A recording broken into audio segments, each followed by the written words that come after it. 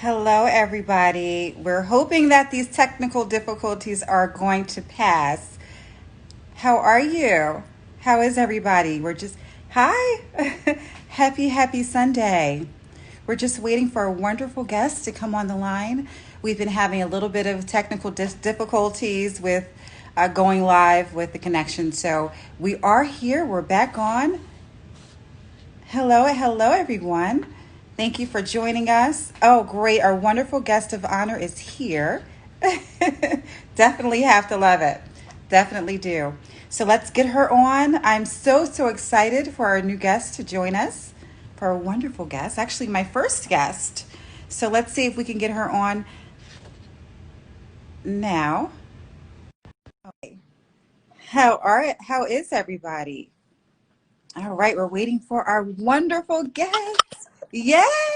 Finally. How are you? I'm so sorry for these.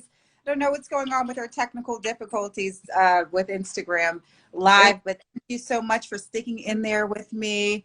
no I'm problem. It is so. How really are you? fun. I definitely let's introduce yourself because you are amazing. I thank you so much for coming in on Survivor Jewels. I've been looking at some of your work and your page. Oh my goodness, you are extremely accomplished, brilliant. There are blessed because you Yeah. have helping so many women, so many people to change their minds, their viewpoints, to understand what empathy really looks like too.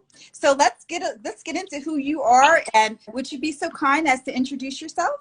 Sure. Well, first, I just wanted to say thank you for having me. So my name is Lakeisha Anthony. I am a survivor. I am also the founder of Voice, which stands for Victory Over Inconceivable Cowardly Experiences. I am an author, an activist. I ultimately hold multiple titles that range from educator to author to you name it. But all of these roles that I hold are combating sexual violence in our nation, as well as combating and promoting healing. So, Voice is a sexual abuse survivors network. And what I do primarily there is to support survivors through their healing process and then connect them with different resources, as well as helping them to do life after sexual violence. So I think that's pretty much. I think that's pretty much a lot. That's a lot. I mean, and tell me a little bit about if you got into this for a purpose, I'm sure a greater why that was within you. So, can you tell me a little bit about your survival story and what drives you to do all of the amazing work that you do with so many helping so many people? Yeah, so ultimately, it started with me being a survivor of childhood sexual abuse, which I didn't really speak about. And then later, I became a survivor of campus sexual assault. And that campus sexual assault calls for me to go into a 12-year realm of silence, depression, post traumatic stress disorder, suicide ideation, which is basically a grueling nightmare for 12 long years. And coming out of that 12 long year process of trying to discover who I am after this experience, my therapist at the time pushed me to partake in a survivor rally and to speak. She said it would be a good thing for me to speak at this particular event.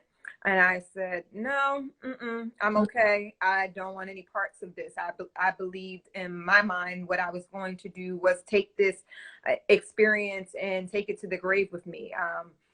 I had already worked through my shame, but it wasn't something that I wanted to be public about. It was something that I had to work through for myself. But she thought it would be a good idea in doing so. And in doing so, I did this brave thing that I was really fearful of doing. I stood up before a crowd. The mayor was there, a couple of other people, survivors, and their family members in support. And I began to tell my story. And what I noticed on that day was there were other people who looked like me, who was ultimately astonished by the fact that I was a young Black woman sharing a story. And in that moment, I realized that there wasn't a lot of representation when it came to this particular thing. We don't hear stories of Black women who've experienced sexual violence. And granted, I noticed that and I closed the door on that and said that was it. But 2 years later, God laid it on my heart to start a ministry within my church. And I got the backing from my pastor. My pastor was all on board. And I said, okay. And it just didn't pan out that way in starting the ministry within the church. And then he came up with a group called G12, which is kind of like a find your dream type of mentorship program where he pushes you and propels you to do whatever you dreamed of. And for me, only thing I ever dreamed of doing was write a book. So I had no intentions of starting an organization, but through that program, developed this organization. And I realized that as I continued to take steps towards this endeavor, that God began to show me more and more what he actually wanted from me. And that was to create space for survivors to be able to commune together, to fellowship with one another, to grow together, to learn together, and ultimately to live their abundant life after this particular experience. So that's kind of how it happened for me. And it's been a step-by-step journey where I'm not sure what's happening next. And as I make another step, God begins to unfold a greater, I guess, purpose in this mission that I'm on. And I'm at a point where I'm just trying to uncover and turn over every stone that hinders people from healing when it comes to this particular experience. Absolutely. That is a very, very strong why. You are an amazing individual and strong to be able to go through and endure so much. And that, I mean, I can imagine for 12 years suffering and not being able to express yourself and feel comfortable and safe doing so, and being able to know that feeling really puts you in a different a different category, and other people, you're able to then share your message from a place of knowing, knowing what this feels like, as opposed to somebody guessing how it feels. Help. So I'm excited about that. So can you talk a little bit about what your support system was like during these times?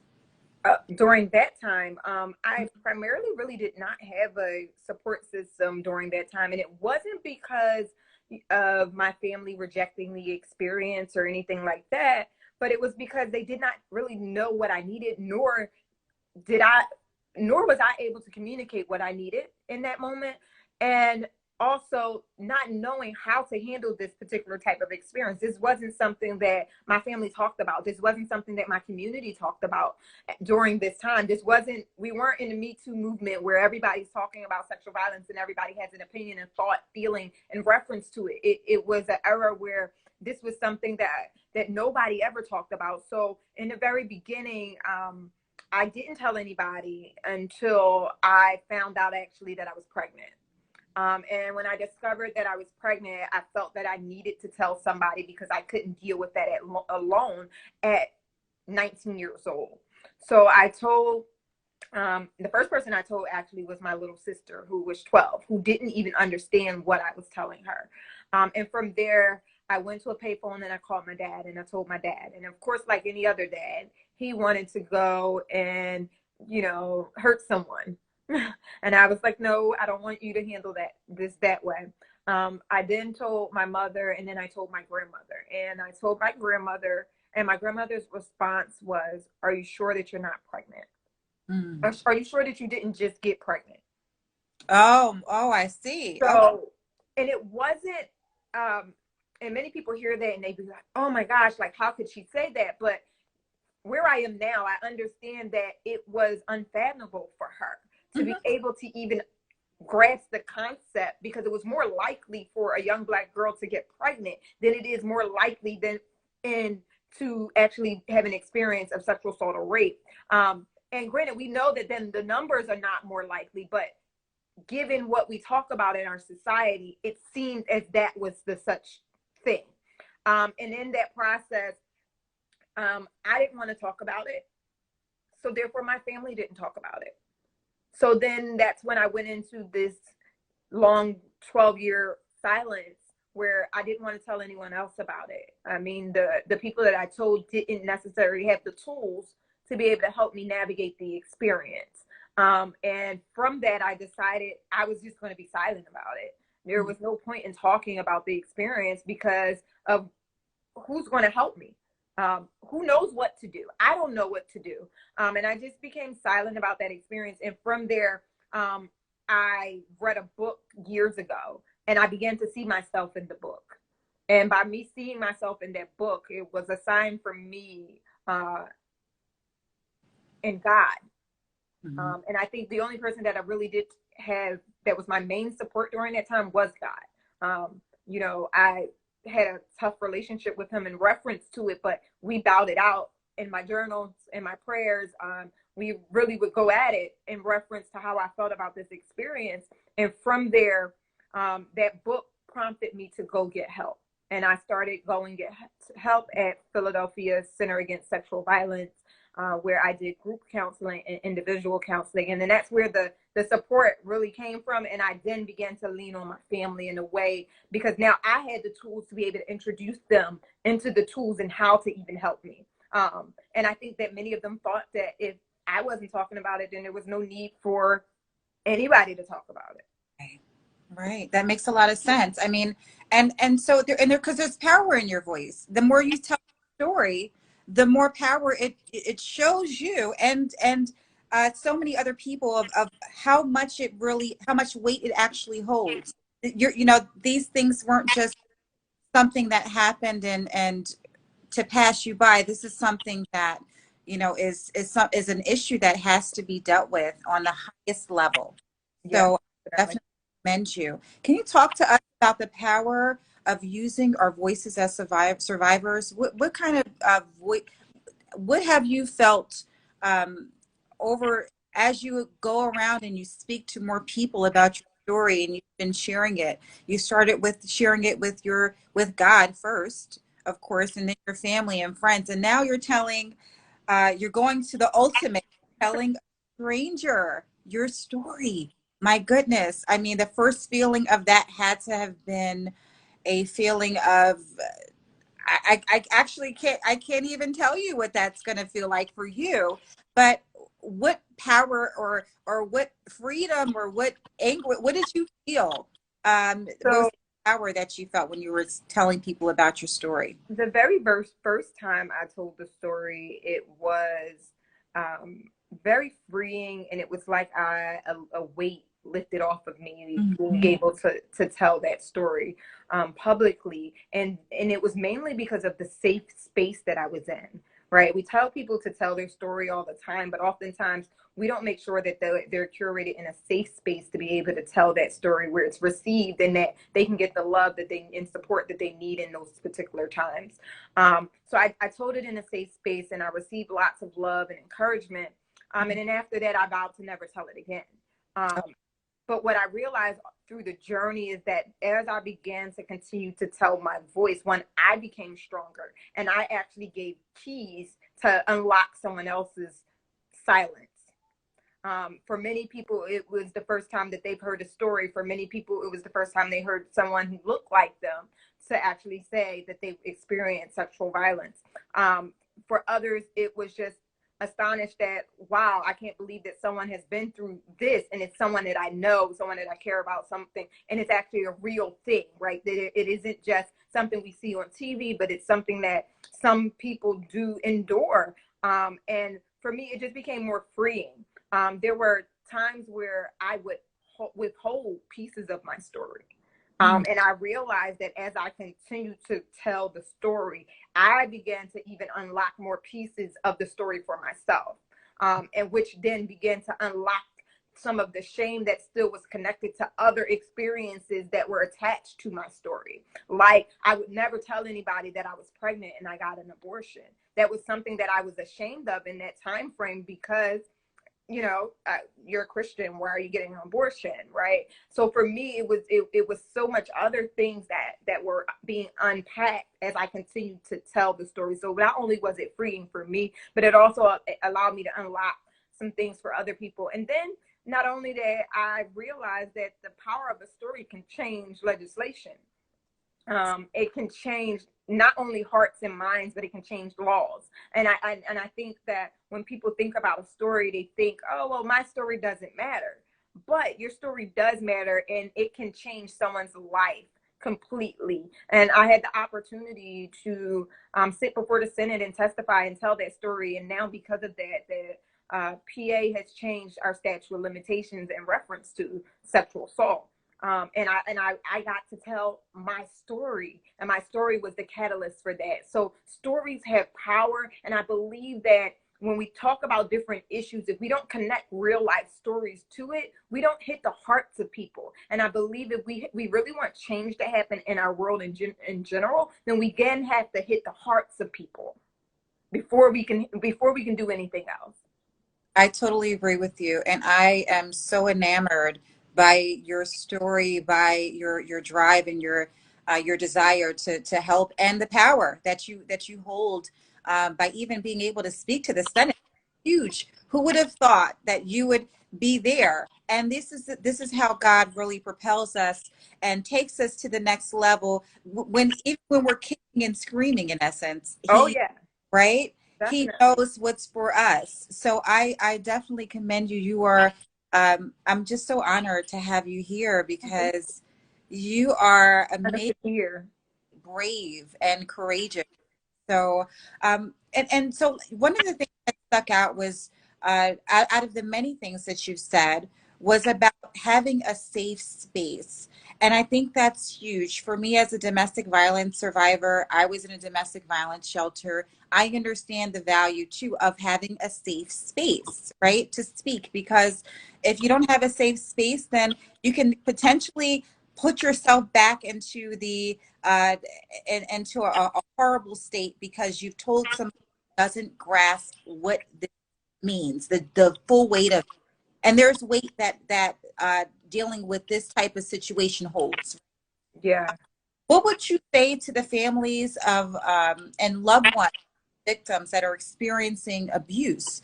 Um, or let's start with just a person who has experiencing abuse themselves or has been abused, and they're afraid to get justice, or help. What would you tell that person? What would the advice be for that particular situation? So I would tell them that first, that justice looks different for everyone. And the way that you would like justice is the best way that you can seek justice. Because ultimately, in particular experiences with sexual violence, we are ultimately told what to do and how to do it, right? And many people want to drive us to do certain things. And justice is ultimately whatever you want justice to look like for you, right? So I think coming to that resolve of what do I want? What type of form of justice do I want, right? Because justice for me might not look like justice for you. That's number one. And number two, I would say to seek professional help. And also to ensure that you are getting medical treatment and care. I think that that is the very first important thing, to go and get medical treatment and repair and medical treatment, because we don't know what could possibly happen. And if an event that you decide later down the line that you actually do want to report this particular experience, then you have the evidence and things that needed to be done in the time frame that it needed to be done properly. And I would say that's the very first thing that needs to be done. If it's happened, go to a hospital or to a rape crisis center, or not to a hospital or a center that actually does rape kits, and get a rape kit done. You don't necessarily have to utilize that rape kit. You don't have to tell them you don't have to press charges or do anything with that, just to be able to have that on file, because at some point in your journey, you might want to go back to that, right? Right. The other thing I would say is to seek professional help when it comes to your mental health, right? Ensuring that you have support in that area. There are tons of local rape crisis centers across the nation that are available. There are tons of hotlines that are available. One of the hotlines is 215-985-3333. That is in Philadelphia. the national hotline. I don't know it off the top of my head, but I definitely can make sure that we get the national hotline up there as well. But reaching out to support systems in those spaces, because we know that those spaces are supposed to be safe for us, right? And then the other thing is to, for family members, you asked. I have family members, I would say to let that person lead, right? While suggesting resources and care. I love that. Thank you so much. I believe that you have definitely helped. I'm sure somebody on this line today. And I'm thankful for it. You never know who is going to listen to this message, and they're really looking for that push. And your story really provides that courageous push. So, And can I add one thing? Also, sure. just tell survivors that your voice matters, that you're not damaged, um, that despite this thing happening to you, this situation does not have to define you, that there is life after this experience. And I know that it can be dark, that it can be tiresome, that it can feel like all of you is gone. But there are still pieces of you within there just buried under the debris. And it's a matter of working through and removing the debris for the parts of you to shine through again. So I just want them to know that I see you, that I hear you, and that there is help available for you. There is support available for you. And there is life after this. Yes, yes. Abundant life. Powerful word. Oh my goodness. Yes, absolutely. There is life beyond this. And as a survivor, you are a survivor. And that means that you're going to keep pushing through these life's adversities. So I love that. Such a powerful word. Such a powerful woman you are. So I just want to know, what are some things that you have coming up, ways that people can get involved with what you're doing? What are some things that you have going on so we can connect with you further? So first off, if anybody's interested in joining Voice, you can go to our website, which is asurvivorsvoice.org, and opt into our mailing list so you can find out of all of the amazing things that we have going on. We're always doing some type of an event that is geared towards healing and support. Excuse me. We also have a private community healing support group for survivors that you can get to through that as well. Excuse me. You can email us at info@asurvivorsvoice.org if you have any other questions or concerns, or just need someone to talk to in reference to that. Also, there are plenty of tools and resources on our website that are available. There are some free resources, and there are some resources that might cost a little, but all of this money goes back into supporting survivors. And some of those resources are here. One is the devotional that I made. It's called Journey with Jesus.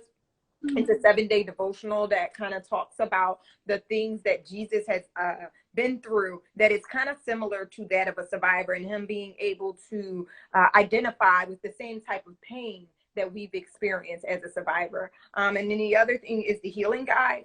And the healing guide is like step by step, some of the steps that I took in my process of healing. And it is a journal aspect as well. So you're able to journal some of the things and answer some of the questions as you're working through that process.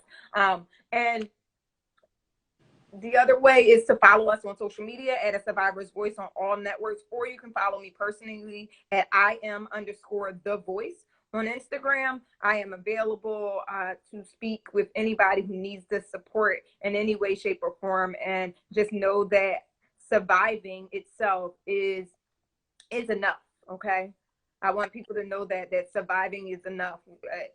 It's enough for you. If all you're doing today is surviving, that's okay. That's right. I love that. And thank you so much, Lakeisha, for coming on to this show, Survivor's Voice. I so appreciate you and all of the knowledge you've left us with.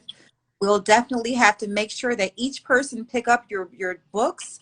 You have some wonderful, wonderful, and impactful things, so many things happening and so much information that's valuable to share. So make sure that you guys connect with Lakeisha. She has so much to offer in terms of resources, in terms of knowledge, in terms of where to go to if you're dealing with sexual assault, if you're dealing with these types of scenarios, and looking to find a way to seek help.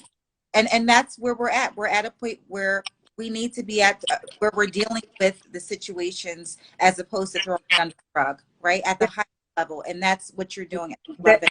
Definitely, because sometimes that begins to pour out of us in ugly ways. So we definitely want to make sure that we are dealing and facing those things so it does not impact us from living our best lives. Absolutely. Now, tell us one more time about your site. I believe it's survivorsvoice.org. A survivorsvoice.org. It should be in the comments. A survivorsvoice.org. It's ASURVIVORVOICE.org. A survivorsvoice.org. You can find all of the resources. That is our website. You can follow us on Instagram at A Survivor's Voice, or you can follow me personally at IM_the voice on Instagram as well. Thank you so much. I appreciate your time, and thank you for coming on and sharing with us. And I hope to have you on again. I love the message, and I want to definitely keep up with all of the wonderful things that you're doing within the community for our women, for our just humanity in itself. So thank you again for thank you for coming on, and I appreciate you. And do you have any parting words that you'd like to leave everyone with?